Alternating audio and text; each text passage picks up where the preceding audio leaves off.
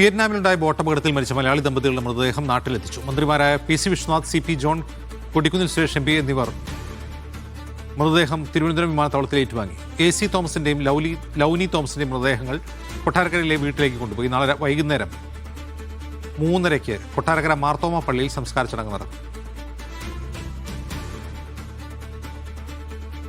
അനൽക സെയ്ദ് വിവരങ്ങൾ നൽകും. അനൽക, ഇത് എപ്പോഴായിരുന്നു അപകടം?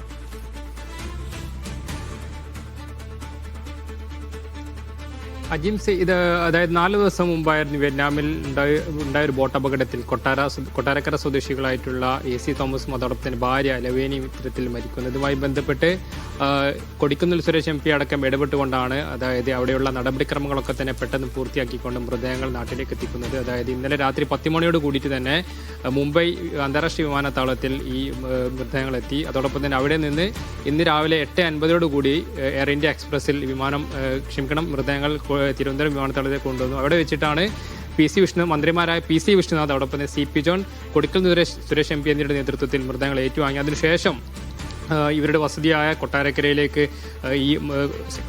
കൊട്ടാരക്കര താലൂക്ക് ആശുപത്രിയിലേക്കാണ് ഇപ്പോൾ മൃതദേഹങ്ങൾ കൊണ്ടുവരുന്നത്. അതായത് ഇന്ന് മോർച്ചറിയിൽ സൂക്ഷിച്ചതിന് ശേഷം നാളെ ആയിരിക്കും ഇത്തരത്തിൽ ചടങ്ങുകൾ നടക്കുക. നാളെ 10 മണിയോടുകൂടി കൊട്ടാരക്കര ജൂബിലി ഹാളിലാണ് പൊതുദർശനം ആരംഭിക്കുന്നത്. ഏകദേശം 3 മണിയോടുകൂടി ശുശ്രൂഷ ചടങ്ങുകൾ ആരംഭിക്കും. 3:30 കൊട്ടാരക്കര മാർത്തോമ പള്ളിയിൽ ഈ സംസ്കാര ചടങ്ങുകൾ നടക്കും. ഏതായാലും ഇതുമായി ബന്ധപ്പെട്ട് മൃതദേഹം അല്പനേരങ്ങൾക്കുള്ളിൽ ഏകദേശം 11:00 അടുക്കുന്ന സമയത്ത് ഏകദേശം കൊട്ടാരക്കര താലൂക്ക് ആശുപത്രിയിൽ എത്തിച്ചേരുമെന്നാണ് ഇപ്പോൾ പ്രതീക്ഷിക്കുന്നത്. ശരി.